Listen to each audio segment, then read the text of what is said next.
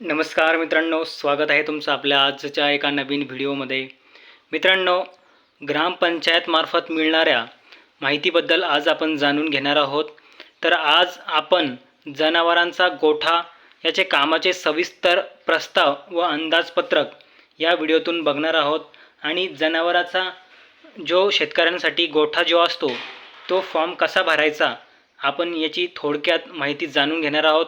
तर मित्रांनो, चॅनलवर नवीन असाल तर चॅनलला जरूर सबस्क्राईब करा. चला मग सुरुवात करूया. तर हा आहे जनावरांचा गोठा कामाचा जो फॉर्म आहे तो आपण आज आणलेला आहे. तुम्हाला आजच्या व्हिडिओतून आपण बघूया. तर महात्मा गांधी राष्ट्रीय ग्रामीण रोजगार हमी योजना अंतर्गत शरद पवार ग्राम समृद्धी योजना ही जी आहे हा याचा फॉर्म आहे. तर हा फॉर्म पंचायत समितीमार्फत हा मिळत असतो. तर आपल्याला जर जनावरांसाठी गोठा जर हवा असेल तर हा फॉर्म सर्वप्रथम आपल्याला भरावाचा असतो. तर आज आपण बघूया तोच फॉर्म. तर सर्वप्रथम हा फॉर्म आपण पंचायत समिती जी असेल आपल्या तालुक्या लेवलची तिथून हा फॉर्म आपल्याला आणायचा आहे.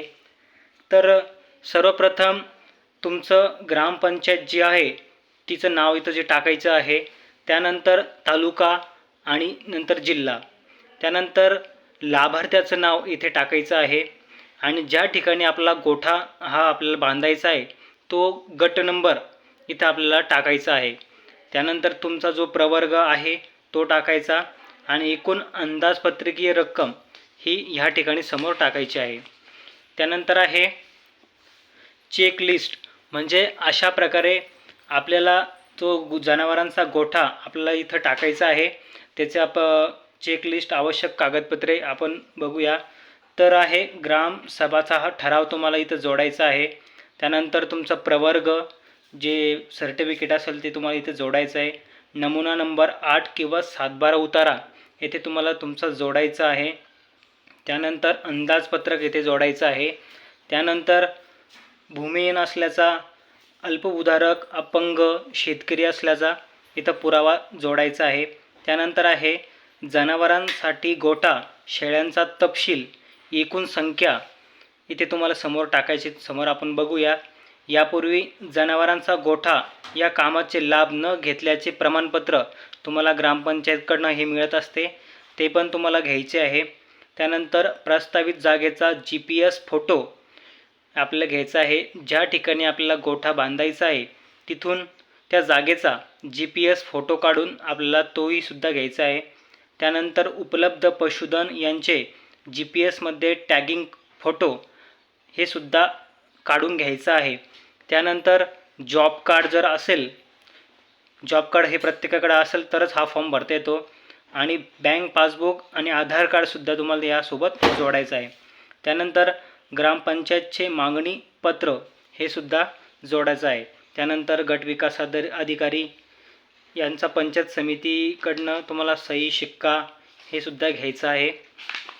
त्यानंतर आता बघूया महात्मा गांधी राष्ट्रीय ग्रामीण रोजगार हमी योजनेअंतर्गत जनावरांचा गोठा लाभार्थ्यांना करावयाच्या अर्जाचा नमुना.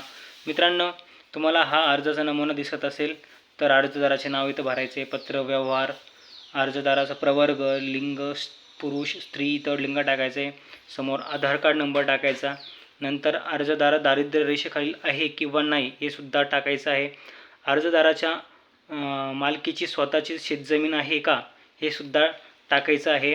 अर्जदाराकडे सध्या उपलब्ध असलेल्या जनावरांचा तपशील हे सुद्धा टाकायचं आहे. त्यानंतर अर्जदाराकडे पूर्वीचा शेळ्यांचा गोठा उपलब्ध आहे का हे सुद्धा समोर होय किंवा नाही स्वरूपात टाकायचं आहे. त्यानंतर या योजनेअंतर्गत माझे प्रकरण संपूर्ण झाल्यास मला स्वतःसाठी व इतर मजुरासाठी रोजगार निर्माण होईल व मी स्वतः हे काम करून मजूर म्हणून करेन. तर मित्रांनो, अशा प्रकारे तुमचं हमीपत्र द्यायचं आहे. प्रमाणित करतो की वर नमूद केलेली माहिती पूर्णपणे सत्य आहे. या माहितीमध्ये कोणतेही असत्यता आढळल्यास त्याची संपूर्ण जबाबदारी माझ्यावर राहील व त्यामुळे मी उक्त योजनेचा लाभ मिळवल्यास अपात्र ठरेन अथवा मला योजनेखाली संपूर्ण मंजूर करण्यात आलेल्या लाभाची वसुली माझ्याकडून करण्यात येईल याची मला जाणीव आहे. व त्यास माझी संपूर्ण सहमती आहे, असा अर्जदाराचा किंवा सही किंवा अंगठा तुमचा इथे हमीपत्रामध्ये द्यायचा आहे. त्यानंतर तुमचं रहिवासी प्रमाणपत्र, पशुधन उपलब्ध असल्यास त्याचं प्रमाणपत्र, त्याच्यानंतर ग्रामसेवक सरपंचाचा इथं सही आणि शिक्का तुम्हाला घ्यायचा आहे. त्यानंतर अल्पभूधारक प्रमाणपत्र, त्यानंतर ग्रामपंचायत शिफारस प्रमाणपत्र इथे जोडायचं आहे. त्याच्यानंतर संमतीपत्र इथे तुम्हाला जोडायचं आहे. नंतर मी तुम्हाला अगोदर सांगितलं आहे प्रस्तावित जागेचा GPS फोटोग्राफी, यामध्ये तुम्हाला इथं फॉर्ममध्येच आपल्याला इथं फोटो चिपकवायचा आहे एवढ्या कॉलममध्ये. त्यानंतर उपलब्ध पशुधन यांचे GPS मध्ये जे टॅगिंग तुमचे फोटो काढलेला असेल तो सुद्धा येथे चिपकवायचा आहे. त्यानंतर या अगोदर जनावरांचा गोठा या कामाचा लाभ न घेतलेल्याबाबत प्रमाणपत्र तुम्हाला ग्रामपंचायतकडनं घ्यायचं आहे.